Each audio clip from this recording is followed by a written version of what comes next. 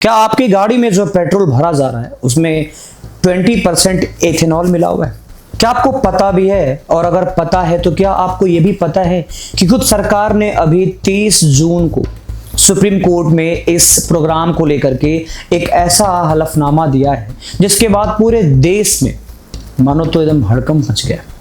आइए मामला को समझते हैं। 30 जून को खबर आई कि सरकार ने सुप्रीम कोर्ट में कहा कि E20 पेट्रोल एक प्रयोग मतलब एक एक्सपेरिमेंट के तौर पर लागू किया गया है और इसका असली नतीजा 1 साल बाद यानी अगले साल पता चलेगा। ये खबर वायरल हो गई। लोगों ने पूछना शुरू किया कि क्या पूरा देश एक एक्सपेरिमेंट का हिस्सा बना दिया गया है बिना बताए। कुछ ही घंटों में अटॉर्नी जनरल के दफ्तर की तरफ से एक सफाई आई कि ऐसा कहा ही नहीं गया है, ये रिपोर्ट पूरी तरह गलत है। कानून मंत्रालय ने भी यही दोहराया है। अब यही असली सवाल शुरू होता है। अगर सरकार को इतनी जल्दी और इतनी सफाई देनी पड़ी तो जो लोग सवाल पिछले कई महीनों से पूछ रहे थे उनको जवाब उतनी ही तेजी से क्यों नहीं मिल पा रहा है। 1 साल पहले जब गडकरी जी ने माइलेज घटने की शिकायतों पर सवाल हुआ तो उन्होंने कहा था कि दुनिया में कहीं भी एक गाड़ी दिखा दो जिसमें E20 से नुकसान हुआ।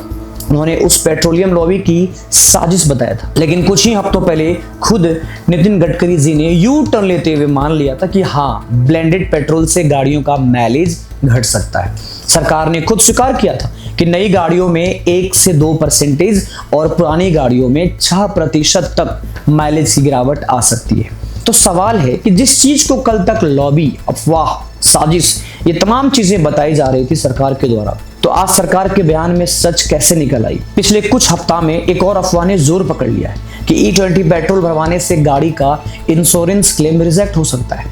PIB ने इसे फेक बताया है और ICICI लोम्बार्ड जैसी बीमा कंपनी ने भी साफ किया है कि फ्यूल टाइप के आधार पर कोई क्लेम रिजेक्ट नहीं होता। ये राहत की बात है कम से कम इस एक मोर्चे पर तो। लेकिन जो सवाल असली है वो ये है, जो गाड़ियां 2030 से पहले बनी है और E10 के हिसाब से वो डिजाइन हुई है उसकी मशीन, तो उनका क्या होगा? सरकार का PIB बयान कहता है कि E20 शुरू होने के बाद से इंजन फेल होने या गाड़ी खराब होने की कोई बड़े पैमाने की शिकायत सामने नहीं आई। लेकिन दूसरी तरफ देश के जाने माने मैकेनिक जिनके YouTube पर लाखों फॉलोअर्स हैं खुलकर कह रहे हैं कि पुरानी गाड़ियों में खासकर जो लंबे समय तक खड़ी रहती है, इथेनॉल नमी सोख लेता है, फ्यूल टैंक और फ्यूल लाइन में जंग लगने शुरू हो जाते हैं और फ्यूल पंप खराब हो जाता है। सरकार का आधिकारिक बयान सही है या उन मैकेनिकों का अनुभव जो रोज सर्विस सेंटर पर ऐसी गाड़ियां देख रहे हैं और जो सालों से इस पर काम कर रहे हैं मशीन को ठीक करने पे या बाकी चीजों पे। अब बात करते हैं कि आगे क्या होने वाला है। दिल्ली के पूसा रोड पर देश का पहला E85 पेट्रोल पंप शुरू हुआ जिसका प्राइस 82.12 रुपये प्रति लीटर की कीमत पर, यानी सामान्य पेट्रोल से करीब 20 रुपये सस्ता। इस दिन मारुति सुजुकी ने अपनी वैगनार का फ्लेक्स फ्यूल वर्जन भी उतारा जो 85% तक इथेनॉल पर चल सकता है। लेकिन ध्यान दीजिए, ये गाड़ी अभी आम ग्राहकों के लिए नहीं है, सिर्फ ओला, उबर जैसी फ्लीट कंपनियों के लिए उपलब्ध है। पेट्रोलियम मिनिस्टर हरदीप सिंह पुरी का कहना है कि दिसंबर तक 500 और अगले साल के अंत तक में करीब 5000 E85 पंप देश भर में खुल जाएंगे। तो एक तरफ सरकार कह रही है कि E20 पूरी तरह सुरक्षित है, कोई दिक्कत नहीं है, वैज्ञानिक तरीके से लागू किया गया है।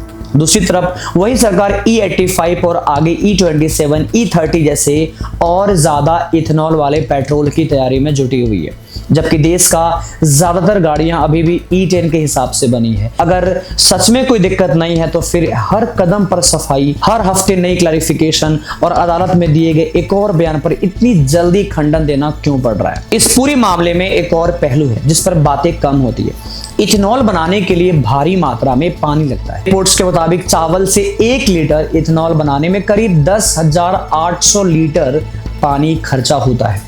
गन्ने से बनाया जाए तो भी लगभग 1 लीटर इथेनॉल पर करीब 2,800 लीटर पानी लगता है। यानी जिस देश में कई राज्य हर साल पानी की किल्लत से जूझते हैं, वहां इथेनॉल बनाने के लिए इतना पानी कहां से आ रहा है? इस पर भी कोई ठोस जवाब अभी सामने नहीं आया। सरकार का तर्क है कि इथेनॉल से कच्चे तेल के आयात में भारी बचत हो रही है, विदेशी मुद्रा बच रही है, किसानों को फायदा हो रहा है, प्रदूषण कम हो रहा है। ये सारी बातें अपनी जगह सही हो सकती है, लेकिन सवाल ये नहीं है कि पॉलिसी अच्छी या बुरी।